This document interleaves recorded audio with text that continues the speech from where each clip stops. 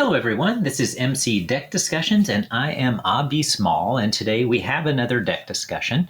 And once again we have a Wasp deck. By the way, this makes the fourth Wasp deck, so in Protection.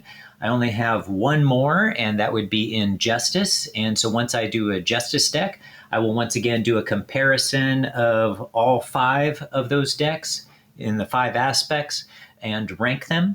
And this time I am going to allow ties. I actually didn't end up liking that last time when I did that with Magneto, because the truth is, second, third, and fourth place, I really considered all of them a three-way tie for, I guess, second, third, and fourth.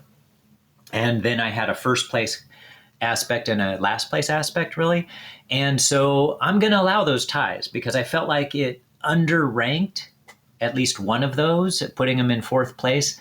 And it just didn't feel right later on. So even though I thought, oh, I'd be taking the easy way out by allowing ties, that's what I was thinking initially, I ended up not liking the way it felt to rank one of them lower when it didn't really deserve it. So I am going to allow ties, at least as of now, when I do that. But that's in a future video. Today, our focus is on Wasp in Protection. And notice this is a 40 card deck, and I will talk about, originally it was a 41 card deck, so I will talk about that eventually for the one card that I did remove from this deck. But for now, let's go ahead and look at the deck that I ended up with. So this is called Heart of an Iron Moon, which is kind of a combination of some of the cards that were used in here. So used Moon Girl, used Iron Fist and Iron Heart, and so kind of combining all that, and I just kind of liked the title. So there you have for the title. So in this Protection deck, we have, first, actually, why don't I go ahead and mention the villains that were tested against in order to refine the deck. They was in both Standard and Expert, and in this case, Undefeated against every one of these, so in all 8 battles altogether. And so it was tested against Claw, Morlock Siege, Red Skull, and Magneto. By the way, just a quick warning on Morlock Siege, if you haven't played that in a while. When you play that in Expert, that's a real challenge, and also feels like you're kind of flipping a coin. So, like, I felt like I could have lost it any time, but at the same time, it actually tested the deck in an important way that I'll mention in a little bit. Okay? So first of all, some things about the deck, so some notable cards. I'm not going to go into details about a lot of the cards that I used in the other, because I've already done 3 videos on Wasp. So, you know, I have Moon Girl and Nick Fury, Professor X. Those are real staples for me in Wasp decks. And so I don't want to go into details other than I'll just mention, you know, we have Professor X in here because of confusing the villain. We have Moon Girl and Nick Fury in here in order to draw cards, right? So, but I do want to mention these 4 allies that we have. So first of all, I do want to mention the actual ally that comes in her deck, because these 4 allies ended up being really interesting in their use. So I have, you have Ant-Man, who comes in her kit, in her deck, to begin with, a 4-cost ally, has 2 attack and 2 thwart, is an Avenger, has 3 health, and has this special ability here, which is while you are in giant hero form. So as a reminder, Wasp has both tiny hero form and giant hero form. So when you are in giant hero form, Ant-Man gains the giant trait and gets +1 attack, which that's the important part there. And then when you are in tiny hero form, Ant-Man gets the tiny trait and gets +1 thwart. So you have an ally here who can either do 2 thwart or 2 attack while in play. 2 thwart or 2 attack normally, but 3 thwart or 3 attack, just depending upon which form you're in. In addition to that, I have 2 other allies in here that are important to mention as 4-cost allies. So we also have Iron Fist. So Iron Fist has 1 thwart and 2 attack, has 3 health, and Iron Fist enters play with 2 mystic counters on him, and has this interrupt. When Iron Fist attacks an enemy, remove 1 mystic counter from him, stun that enemy, and deal 1 damage to it. So altogether, when Iron Fist attacks, it's going to do 3 damage and stun that enemy. And then the third 4-cost ally being Rogue, and Rogue has 2 attack and 2 thwart, 2 thwart with 3 health, and has the X-Men trait, and has this action. Deal 1 damage to another friendly character, Until the end of the round, Rogue gains each of that character's traits. And in the important thing for in my deck is, and adds that character's printed thwart and attack to her matching powers. So it's just the printed. So, so if you add any extra attack or thwart to the character, that doesn't do any good as far as, making this even higher. It has to be the printed attack and thwart. And the vast majority of the time, or all the time, in this case, it was all the time when I used it. I used it with on Wasp herself. So it would always be that Rogue would deal 1 damage to Wasp and then gain either 2 attack or 2 thwart for the printed amount. And so I always used it when Wasp was in the giant form. So that was really great. So Rogue was doing whenever Rogue was in play, Rogue was doing 4 attack and 4 thwart. It could have been 5 thwart if ever Professor X had also been in play, but that just never occurred. Okay? But it could have been using Professor X. And I did use Nick Fury once, which is nice because Nick Fury has 3 health. So you can do an extra damage to Nick Fury. Nick Fury is going to get at the end of the round is going to leave play anyway, going to be discarded. So might as well use that on Nick Fury when able to. So those were the 3 important extra allies, the 4-cost allies.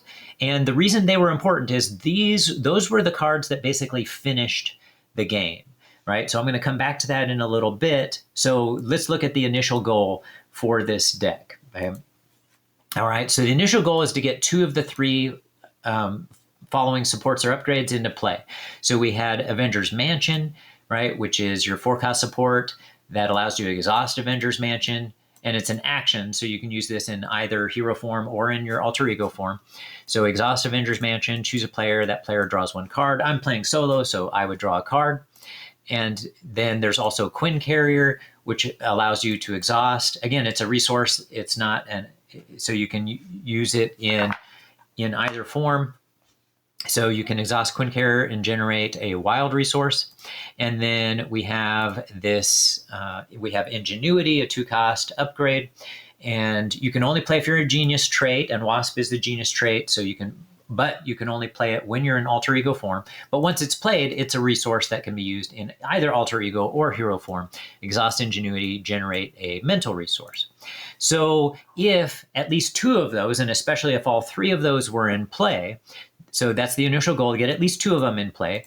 Once those cards are in play, it's time to attack the villain with Wasp's plentiful supply of attack cards, right? So she has 5 attack cards, 3 of these pinpoint strike, that in one form normally deal 7 damage, but if she is in tiny hero form, it deals 1 additional damage, so 8 damage, and gains overkill. Use that a bunch. And then, so there are 3 copies of that, plus 2 copies of, not rapid growth, here it is, 2 copies of Wasp Sting, so another attack. So 2 cost, does 4 damage in giant hero form, and you can divide that damage up amongst enemies as you choose. And then in hero form, in tiny hero form, you can deal 5 damage to 1 enemy. So that's 5 cards available to be doing plenty of damage, in addition to all the allies and Wasp herself doing damage. So that's the initial goal. Get at least 2 of 3 of those cards out, and then you can start attacking. As long as you have the board controlled, that would be a part of the goal too. The primary mechanism for achieving that goal really is the same mechanism used in the other ones. That is playing Moon Girl and Nick Fury plenty to draw lots of cards.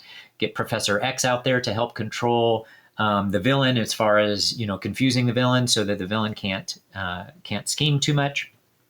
And then also recycling Genius back into the deck. So you're doing all of that using Wasp's alter ego ability, GIRL. And if we look at that ability as a reminder, it's an action. Shuffle up to 2 cards with a printed mental resource from your discard pile into your deck. So using that ability with these 4 main cards is what helps to set up these cards, and also then helps to afterwards cycle back in Pinpoint Strike and Rapid Growth in order to attack the villain and finish the villain off. Okay? So there's our goal and our primary mechanism for achieving that. And then, but we also had some player side schemes that help us with that goal as well. So we have build support, right, which is a player side scheme that can help to get Quinn Carrier in play. And then the superpower training, the goal of superpower training, which this one is a player side scheme again, cost 1. When you defeat this, and it has 3 threat on it. The other one also had 3 threat. When defeated, each player may search their deck and discard pile for an identity-specific upgrade and put it into play. The goal was typically to get this upgrade into play. So unlike the leadership deck, by the way, what we wanted was biosynthetic wings to get that into play. But in this deck, we wanted to get Wasp's helmet into play. So that was the priority here. So it's an armor and tech, cost 2. While you're in giant hero form, your hero gets +1 thwart. So normally she has, in giant hero form, she normally has 2 thwart. So this gives her 3 thwart. And when she's in tiny hero form, she gets +1 attack. And again, in that case, normally she has 1 attack, and this brings her attack up to 2 when she's in tiny hero form. Okay? So then she can always attack for 2. Okay? All right, so now the reason for prioritizing those is because we will be using What Doesn't Kill Me regularly. Before I go there, the other thing too is we also have specialized training. So I didn't get that out into play every time, but in the games that I did, it was certainly very powerful. So superpower training is a 1-cost player side scheme. Has 3 threat on it. When it's defeated, each player may search their... not superpower training. My bad. Here we go. Specialized training. Sorry. So it has 5 threat on it. Still cost 1. And when defeated, each player who does not control a specialization upgrade chooses 1 set-aside specialization upgrade and puts it in play under their control. So the vast majority of the time, one would be choosing to get Combat Specialist, and Combat Specialist gives your hero +1 ATK, so +1 attack, and has this hero response. After your hero performs a basic attack, exhaust this card and draw 1 card. So it allows you to draw an extra card, and in addition, it has that +1 attack. So then you have the ability, if you also have Wasp Helmet out, you have 3 attack on both sides, tiny hero side and on the giant hero side. Plus, on the giant hero side, you have +3 thwart. Okay, so what that means is if you can ready Wasp, then she can do 3 attack or 3 thwart in that situation. And What Doesn't Kill Me can help you take advantage of that. And even when you don't have those into play, being able to do 2 of each of those, do it a second time, right? So What Doesn't Kill Me, let's bring that up. So it's a protection card, right? Cost 2. Has a physical resource, and has the requirement that you need to you need to pay for it with a physical resource. Has this hero action, heal 2 damage from your hero, ready your hero. So that is one of the reasons why it's so important to get Quinn Carrier into play, is so that you can know for a fact you can play What Doesn't Kill Me. So so we have 3 copies of that, so allowing us to heal Wasp for 2 and ready her and be able to attack and thwart again. So that was an important mechanism here in the game. Okay, and then we also had some one-off cards. We had Perseverance, so 1 copy of that. This is after you change form, give your hero a tough status card. So that's a really nice card because she can change to hero form from alter ego form, but she can change from giant hero form to tiny hero form and vice versa. So when she does that, you can use Perseverance to give her a tough status card. So I have 1 copy of that. And what is meant to, you might say, complement that is Ready to Rumble. So Ready to Rumble is after you change, in this case, it's a 1-cost upgrade. And at hero response, after you change form, discard this card, ready your hero. Okay? So the nice thing about having 1 of each of those is that you can play both of them in the same round. So you could possibly ready your hero, or have this out in play because it is an upgrade, and then be able to ready your hero when you change form, and also be able to put Perseverance out there and have a tough status. So this is meant to be it's purposeful that it's one-offs. I could certainly have more, but this way I can have both cards in my hand and be able to play either one or both or neither, whatever the case might be, and never worry about the fact that, I'm only going to use Ready to Rumble once usually. Although there is a situation you could actually have 2 of those. And then Perseverance, though, the fact that you can only give yourself a tough status card once, so you never have to worry about that. So they're purposefully one-offs, but they're both highly beneficial. And whenever you need them, they're available to you. Okay? So those were the one-off cards, but in addition to that, we have the Night Nurse.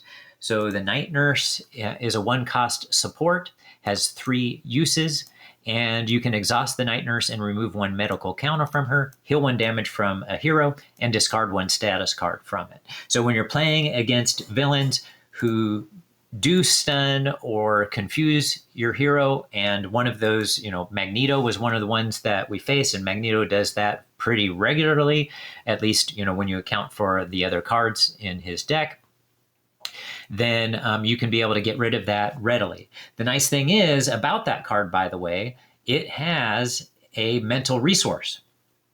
So mental resource icon, which means that you could actually still use it fairly freely, even just to heal yourself for 1 and not have to worry about discarding a status card from it. And you could always recycle it back in your deck. Now, normally I don't really rely on that because I do have other cards for healing. So let's get into, so I mentioned the main way of defeating the villain. However, what I found time and time again was that the other part of defeating the villain was getting out one of these 4-cost cards. So I'm going to mention this one first because this is related to the card that I removed from the deck. Okay? So we have Ant-Man here. And so, as I mentioned, you can set up Ant-Man so that he is either thwarting for 3 or attacking for 3. And we have First Aid in here. And because First Aid is a mental resource, you can recycle it back into your deck using Wasp Alter Ego ability. Just do that periodically. You don't need to do it very much because you're still drawing a lot of cards due to using Moon Girl and Nick Fury. Plus, we have Ironheart who can draw cards. And so you can we have 2 copies of this. And so you can use it to heal 2 damage. And the goal usually, though sometimes you might use it on Wasp, the goal usually is to use it on one of these 4-cost allies. So Ant-Man being one of those targets. So because of that, in my mind, when I first built the deck, I thought, wow, so I'm really planning on having Ant-Man out in a lot of the games. And if I'm going to heal him, then I might as well add this other card. So let me drag this from my other screen here. So Swarm Tactics. So this is a team-up card. You have to have Ant-Man and Wasp in play. And I'm okay with having a one-off card in my deck, even though, Ant-Man's just an ally and isn't out there. But especially if I was planning on healing Ant-Man. And hero action, change to your other hero form and ready your hero, which is very powerful. But I ended up finding that I didn't actually have Ant-Man out that often. He was, of the 4-cost allies, he was one of the ones I chose about 1/3 of the time. It's just which one was handy at the time I was ready for my 4-cost ally. And so this ended up not being a great card, and it really just kind of made the deck less efficient, and it was noticeable that it was less efficient. Plus, I sometimes was forgetting that I needed Ant-Man out there, and I started to use it. And I was like, oh, this is getting old. So I got rid of it. Okay. But originally, that is why this was in the deck. I thought I was going to be playing Ant-Man much more than I did. So a person could choose to keep, to add this to the deck if they wished. Okay. So, but I did want to mention that was the one card that I had in the deck initially that I did end up getting rid of to narrow it down to a 40-card deck. All right. So let me get to those other 4-cost allies. So Ant-Man was one of them. So once he was out there, doing his additional attacking and thwarting, and helping with Wasp. And then plus we had, regularly Moon Girl and Nick Fury coming into play, and Professor X controlling the board, doing plenty of damage with, also with these attacks doing damage. Very solid deck. Like I said, it was undefeated against all these villains in both standard and expert. Okay. And then also periodically using What Doesn't Kill Me as it cycled through the deck. Right, it has a physical resource icon, so it didn't, it had to cycle through, but there are 3 copies of it, so it showed up a lot. And so all of that was working really well. And so if I had Ant-Man out, my goal was to have Ant-Man to stay out and just keep doing that 3 thwart or 3 attack whichever was most beneficial. Another card to have out. Now, this card I didn't plan on having out all the time, but every time I got Iron Fist out as my 4-cost ally that was out, because the timing was right, like he was just so made things so easy to finish the game. Like he would come out and he would do his attack. He would attack essentially for 3, because when he removes a mystic counter, he stuns the enemy and deals 1 damage to it. So he would do 3 damage and he would stun them. And he had 2 of these mystic counters, so he could do that twice in a row. So that would be 2 turns in a row, a total of 6 damage, stunning the villain twice in a row. Just let me sit there and do what I wanted. So it was always very powerful when I would get Iron Fist out, always very powerful when I would get Ant-Man out, and then Rogue was very much like Ant-Man. So I would get Rogue out. Rogue was either thwarting for 4 or attacking for 4. And again, I had First Aid to be recycled into the deck, but also would just naturally come into play, be able to heal her up so she could stay into play for as long as she was out there. Okay, but the goal was to do the setup first. So I wouldn't usually get my these 4-cost allies out there. They were meant to be there later in the game. And once they came out, 2 of them, either Ant-Man or Rogue, were meant to stay out permanently and just keep doing their thing. Lots of thwarting, lots of attacking. And then Iron Fist, who is meant to just stun that villain and make it so that they were easy to dominate. And that is what occurred. But I did want to mention, so when I talked about the Morlock Siege, when I played an expert, like it felt like it was really, like I could lose at any time. And I was all the way down, Wasp was all the way down to 1 point of damage. And this was the real benefit of what doesn't kill me. So I didn't have a chance to necessarily flip over and heal much, but I didn't need to. So I kept getting what doesn't kill me in my hand. And what would I do? It would allow me to, well, first of all, maybe I had defended with Wasp to try to save myself from dying, which I did need to do. Then I would ready her, heal 2 damage, and now I'd still get to attack or thwart with her. And so that was the power of having what doesn't kill me in here, was that even when Wasp was taking damage and things were getting a little bit scary, I was able to continually use these and maybe throw in a first aid here and there. And I got her back up to a decent amount of health so that she was no longer in danger. And she got to do it while thwarting or attacking. Usually when you are trying to heal up your hero, usually when you're trying to heal up your hero, that also means you're sacrificing what you can do with your thwarting and attacking. But that didn't happen. And so that was that was like the combination of cards in here ended up being very powerful between her own deck, the usual Moon Girl, Nick Fury, Professor X combination, Ironheart, but adding in Iron Fist and Rogue to Ant-Man to have those in there for late in the game. And then, of course, Ingenuity in there, but also a little bit of Perseverance to throw a tough on here and there, a Ready to Rumble to ready an extra time here and there, and then What Doesn't Kill Me to heal up a little bit and do another attack or a thwart.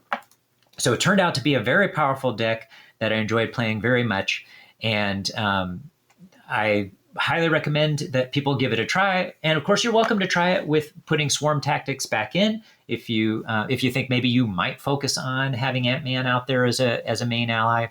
And you could also, of course, experiment with changing the deck up. So in any case, I hope you enjoyed this video. If you did, please like and subscribe. Please make comments. I enjoy conversing with others. And everybody have a good one.